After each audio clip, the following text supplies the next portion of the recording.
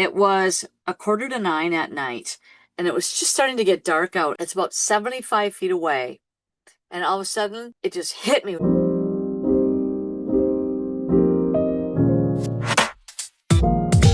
Hey everybody, welcome to my channel. I'm Holly Burns.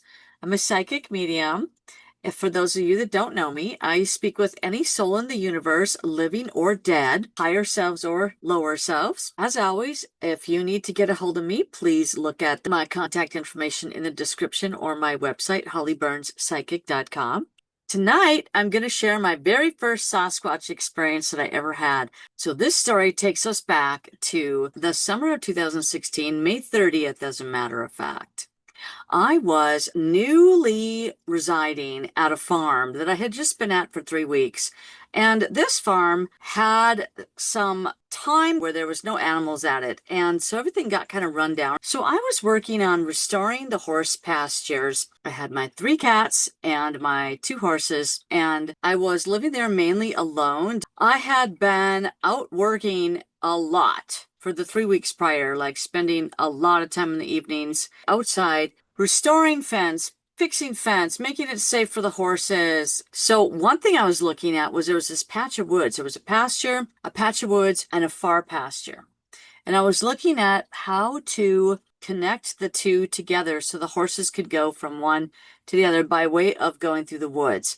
And I don't do chainsaws. So I'm trying to find a place where I could go through the woods where it would not be a lot of work. It was 8:45 at night, and it was just starting to get dark out. And I thought, I'm just going to get this one more chore done before it gets dark tonight. I'm going to see if this area over here, if I can find something decent to do for a pathway over here in this one area of the woods. I decided I'm going to go through this area. There was power lines. The trees had been cut. So I'm like, oh, let me just see if I can make it through here. So I jumped over a big log, like a really big, like a 4-foot high log. And that one would have had to been hauled out of there or cut with a chainsaw. But I thought if that's the only thing we have to do, I could get the rest done. So I jump over the big log. I get up on the big log, and I'm thinking of Family Circus cartoons from when I was a kid where the little boy in Family Circus would wander all around the neighborhood. You'd have the dashed line, and he'd go up over something, climb on something, climb back down, wander around. I'm like, I feel like that little kid right now. So I jumped up over the log.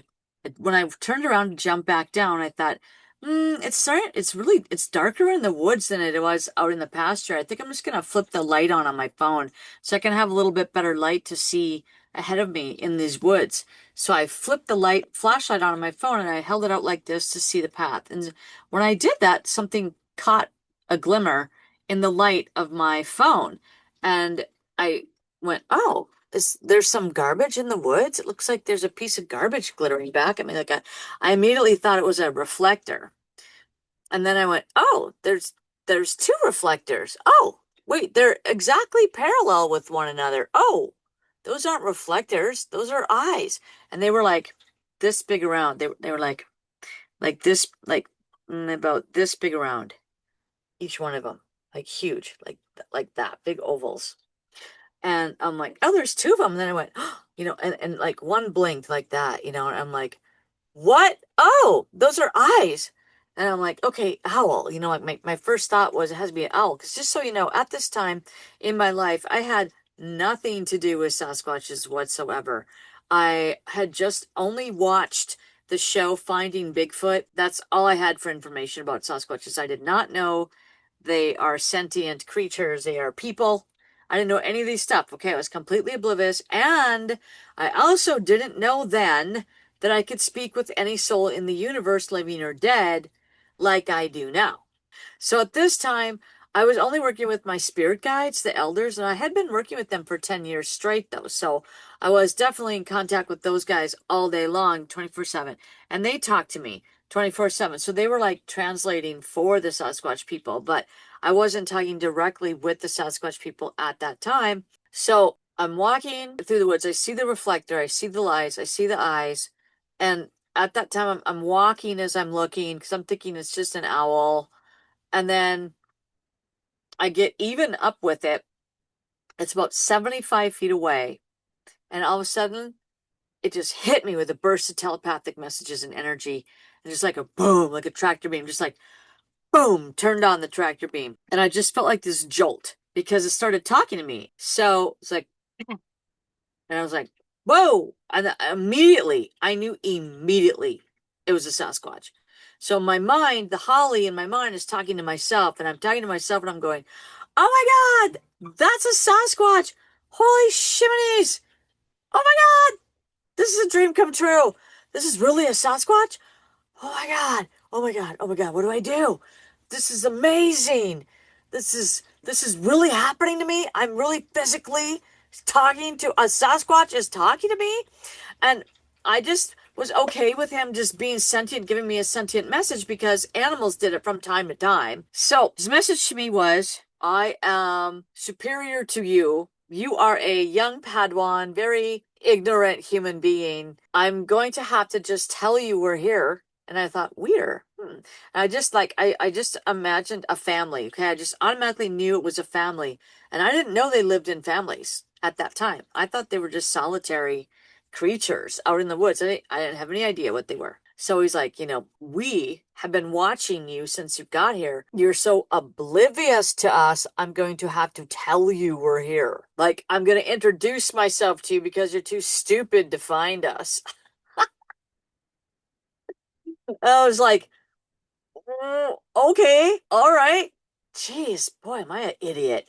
I'm like, wow, whoa, Sasquatch is right here. Like, who knew? I wasn't even thinking of Sasquatches. Never even occurred to me.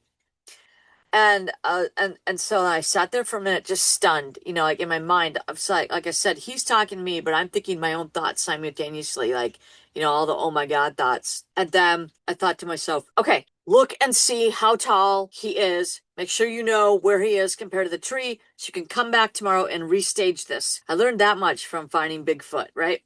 Get your parameters. So I looked at his eyes and I'm like, okay, there's a square of branches I can see silhouetting his face. And just so you know, it was just dark enough where when he was peeping out, okay, I should tell you this too. So he was by a big tree and his face was popping out from behind the tree. And there was branches framing in his face. But I couldn't see for sure if the eyes were a large owl sitting on a tree branch or if it was a Sasquatch's head and eyes and there was nothing else in front of his body at that time. It was just getting dark enough where I wasn't sure. His eyes were glowing back at me so brightly, kind of made like a glare. I got all that in my mind so I knew exactly where he was for the next day so I could go out in the daytime. So I did that and then I thought to myself, don't be intimidated, Holly. Don't be scared. Don't let him bully you. Don't let him be arrogant. Just keep up with what you're doing. Don't let him scare you out of the woods. So I was like, yeah, dude, okay. That's great. You're there. What an idiot. Like now I would have sat down right there and I would have been like, hey, so nice to meet you. Where's your family? Do you guys come around here often? I mean, I would have like sat down and talked. But back then, first of all, like I said, I wasn't telepathically interacting directly with other souls in that manner at that time. So I didn't even think to have a telepathic or two-way conversation with him. So I'm not realizing at that time either that he can hear my thoughts, which of course he could hear every thought I was thinking. He's way above me in consciousness. Way. And I knew that right away without knowing anything about them. So I just thought to myself, keep up with your agenda of walking through the woods to see if you can find a spot. I knew the clearing was about 30 feet up ahead, and I wanted to get through to the clearing and see what it was like. So I just went, nice to meet you. And then I turned and I was going to finish my chore. So it's just kind of like, well, I'm in the middle of this right here. So, hey, thanks for the message. Nice to meet you, buddy. I'm going to just get this done quick here. Like, what a stupid idiot. I cannot believe I turned away and didn't keep staring right at him. But like I said, I was stunned and I didn't know anything. Remember, I had no idea they had psychic abilities. I had no idea they were people at that time. It's just me in the woods, alone on 20 acres of land, surrounded by DNR land. Around that, no people around for a long ways. Me and a Sasquatch. So I turned and I took a step. I took two steps. So I turned and I went step, step, and there was a bush. When I took my first step, I walked behind a bush. So there was a bush and him over here. When I took my steps, I went step, step. He went snap, snap. snapped two branches exactly when my feet hit the ground.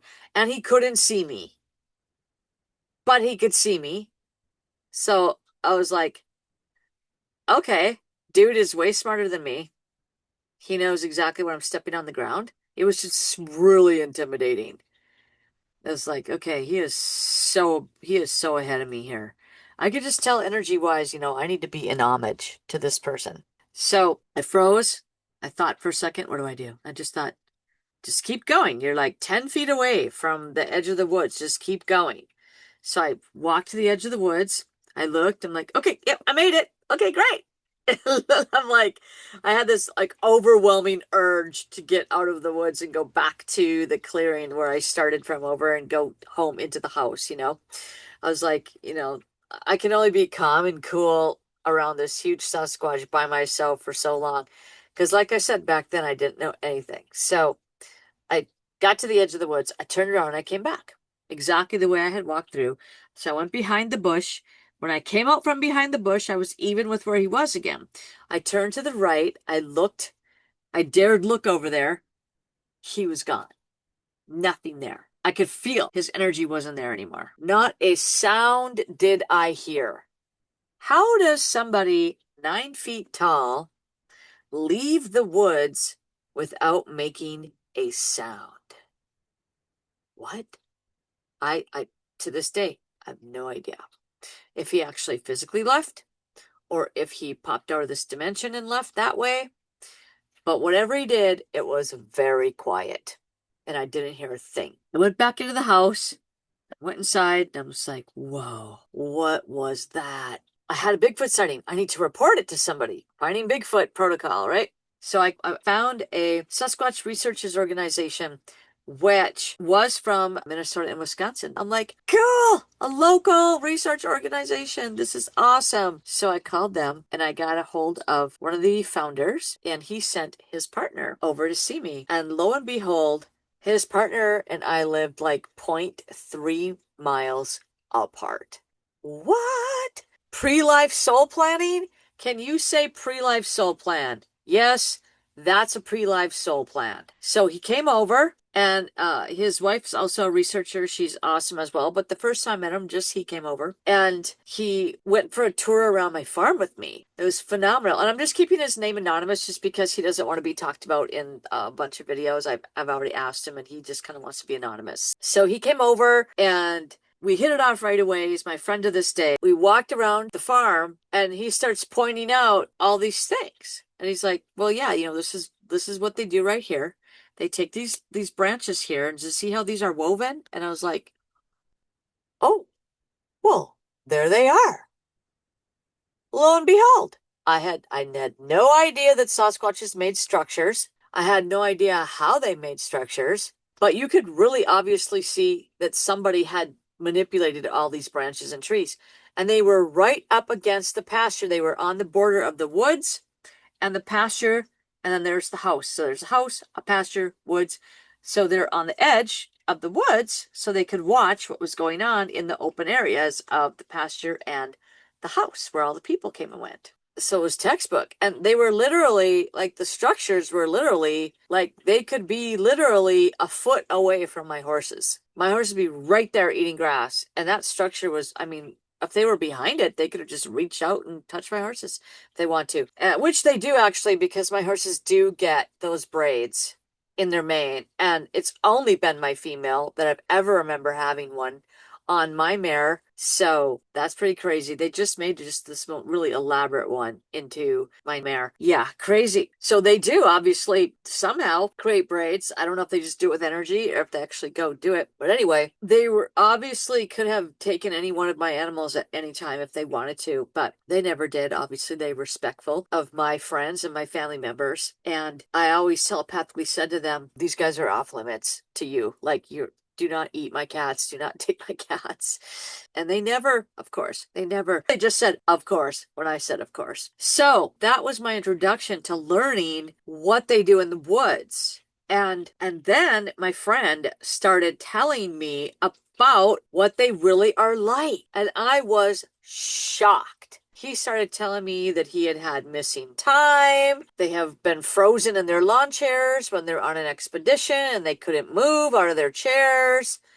And that they do infrasound, which is what that was. And that he had blue fissures of energy coming from a fingertip all going across the top of his tent. And all these things they can do with energy. And I was just shocked. And then his wife starts telling me that they are sentient people, and she leads me to the book that Kiwani Lapsaritis wrote. And so I quickly ordered those books and read those books, and those were amazing. You can find a link to those in the description. I was excited, very, very excited to know all this information. So then the next day I went out back to the woods and I looked at the tree. And by the way, I just named him King. I'll just keep calling him that. That's not his name, but he just said to me yesterday, he's like, King is fine. So, okay, because he was king of the clan. So I went out and I looked at the spot and I'm like, there's no place for an owl to have sat. There is no horizontal branch where an owl could have perched. So it absolutely was impossible. So then my friend came over and we reenacted it. And so I took a picture of where I was standing and then he stood in for the Sasquatch and he was 2 feet shorter and he's 6 feet tall. His eyes were tiny little pinpricks like this. And they were like this close together. And the Sasquatch's eyes were like this big and this far apart. It was a humongous difference between the eyes. I could not believe how different the eyes were. It was really cool and really amazing for me to experience. That was my acclimation to the Sasquatch clan at that location. So once I became aware that they were there, I became aware they were there 24 hours a day. So it took me quite a while to figure out the real message that day from King. King didn't come to intimidate me and posture and tell me he was king of the family. King came to tell me I have a soul agreement to work with the Sasquatch people and be a steward for them, and it was time for me to start doing my job. That's what he really came to tell me. I didn't get that message clearly until I went to the frequency of that message with my own consciousness. So that's one of the lessons that they teach us, and that's what he was teaching me that day. King was teaching me that I could see him as a barbaric monster, as an intimidator, as something to fear, or I could calm my consciousness down. I could give all that the benefit of the doubt, and I could know there was a better answer than that. And when I was writing my background information and all my experiences out for Tom Cantrell's book, Sasquatch America, about 1.5 years ago now, it all downloaded to me. I got it all crystal clear. He was purposely sending me both those messages simultaneously, but at that time, my consciousness was not at the level of the higher frequency information. And that's what happens when we interact with the Sasquatch people. If we're not open to knowing why they're being intimidating to us, we're going to just see that in an unaligned way. He just said, well, I was telling you that too. Well, yeah, he was. You're right. He was telling me both messages simultaneously. He was saying who he was. He was introducing himself. But he wasn't doing it in a way to be an asshole. He was doing it in a way to be my friend. And he still is my friend. And so the real message, like you could say the real message, I guess I would say the equally important message from him was, hello, I am the father of this clan. I was assigned to come to you and jolt you awake and interact with you directly to let you know we are the Sasquatch people. We are here and we are here to work with you, and you are here to work with us. And you are here to help humanity understand who we are. And it's part of your job. And you signed up to do that for us and with us. And it's now your time to start with that. And so, you are ready to start this work with us. So I was assigned to introduce us to you. That's the real message. I will never forget that day. And I'm so thankful to the Sasquatch people for everything they taught me and everything they continually teach me. And boy,